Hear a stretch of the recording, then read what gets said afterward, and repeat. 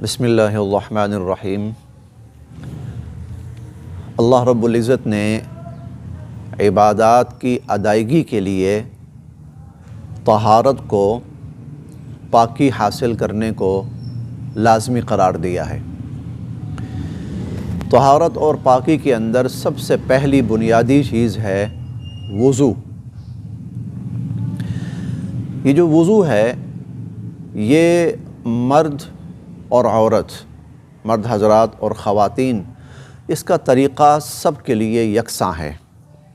مرد اور خواتین میں وضو کے لحاظ سے کوئی فرق نہیں ہے۔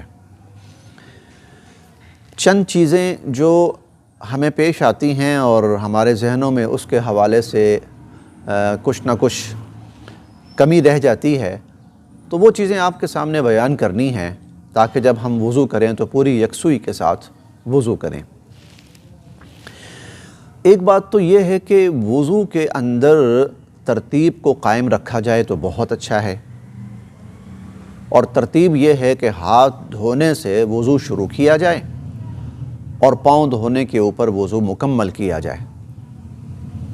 ترتیب تو یہ ہے، لیکن کسی وجہ سے اگر ترتیب آگے پیچھے ہو جاتی ہے، مثال کے طور پر ایک شخص نے پہلے مسح کر لیا اور اسے یاد آیا کہ میرے تو ابھی بازو رہتے ہیں، میں نے بازو نہیں دھوئے ابھی تک، تو اب دوبارہ نئے سرے سے وضو شروع کرنے کی ضرورت نہیں ہے، بلکہ جو عضو درمیان کے اندر خشک رہ گیا ہے اس کو دھو لے۔ مسح رہ گیا ہے تو مسح کر لے۔ تو اس طرح اگر ترتیب میں کمی بیشی ہو جائے، ترتیب آگے پیچھے ہو جائے، کوئی عضو پہلے دھو لیا جائے، کوئی عضو بعد میں دھو لیا جائے، تو اس سے وضو ہو جاتا ہے، نئے سرے سے دوبارہ وضو کرنے کی ضرورت نہیں رہتی۔ اللہ رب العزت نے یہ آسانی رکھی ہے کہ اس میں ترتیب کوئی ضروری نہیں ہے۔ اگر آدمی وضو آگے پیچھے بھی کر لے تو اس کا وضو ہو جاتا ہے۔ اسی طرح ایک غلط فہمی کہیں کہیں پائی جاتی ہے، اور وہ یہ کہ جب ہم لباس تبدیل کرتے ہیں یا بے لباس اس حالت میں ہوتے ہیں تو شاید وضو ٹوٹ جاتا ہے۔ کئی لوگ جب غسل کرتے ہیں تو غسل کرنے کے بعد وہ کپڑے پہنتے ہیں اور کپڑا پہن کر دوبارہ وضو کرتے ہیں۔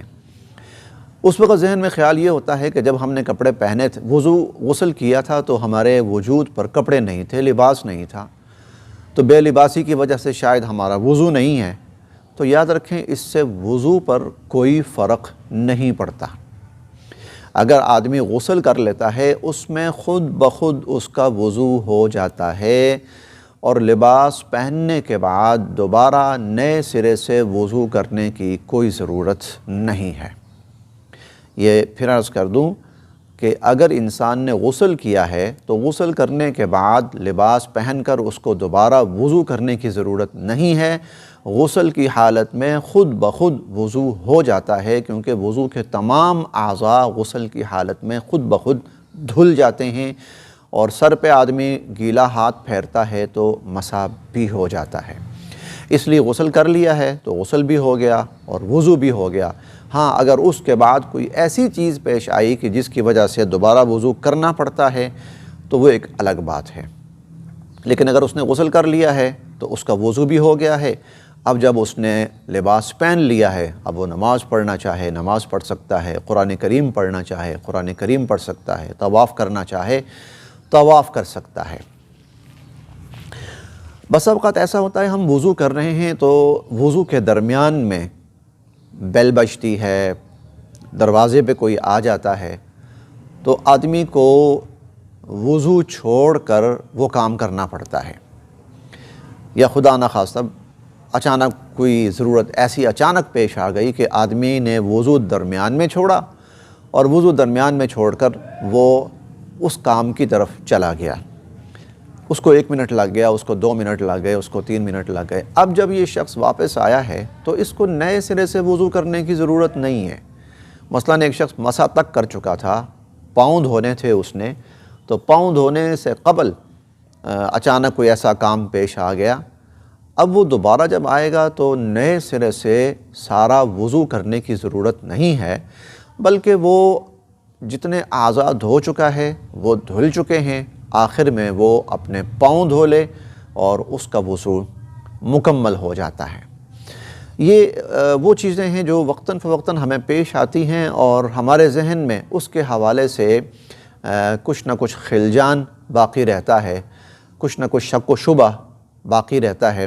تو یہ مقصد یہ ہے کہ ہم یکسوئی کے ساتھ وضو کریں، اور ہمارے وضو کے درمیان کوئی چیز پیش آتی ہے تو اس سے ہمیں ذہنی طور پر کوئی شک و شبہ نہ ہو، ذہنی طور پر ہم مطمئن ہو کر اپنا وضو مکمل کریں۔ اسی طرح وضو کے اندر بہت بنیادی جو چیزیں ہیں وہ 4 ہیں۔ اگر یہ 4 ادا ہو گئیں تو وضو ہو جاتا ہے۔ جیسے چہرہ، جس کو ہم فرض کہتے ہیں، ایک چہرے کا دھونا ہے، اور ایک دونوں بازوؤں کا دھونا ہے، اور ایک سر کا چوتھائی حصہ اس پر گیلا ہاتھ پھیر لینا، جس کو مسح کہا جاتا ہے، سر کا چوتھائی حصہ، اور ایک دونوں پاؤں دھو لینا، لیکن یہ ٹخنوں سمیت۔ اگر آدمی یہ 4 چیزیں کر لیتا ہے اور بقیہ چیزوں کی ضرورت کسی وجہ سے بقیہ کام نہیں کر پاتا، جیسے کلی کرنا اور ناک صاف کرنا، یہ نہیں کر پاتا، ایک دفعہ اس نے چہرہ دھو لیا، اور ایک دفعہ اس نے دونوں بازو دھو لیے، اور ایک دفعہ اس نے چوتھائی سر کا مسح کر لیا، اور ایک دفعہ اس نے دونوں پاؤں ٹخنوں سمیت دھو لیے، تو اس کا وضو ہو جاتا ہے۔ اب وہ نماز پڑھ سکتا ہے، اب وہ قرآن کریم پڑھ سکتا ہے، وہ تمام کام جس کے لیے وضو ضروری ہے اب وہ کام کر سکتا ہے۔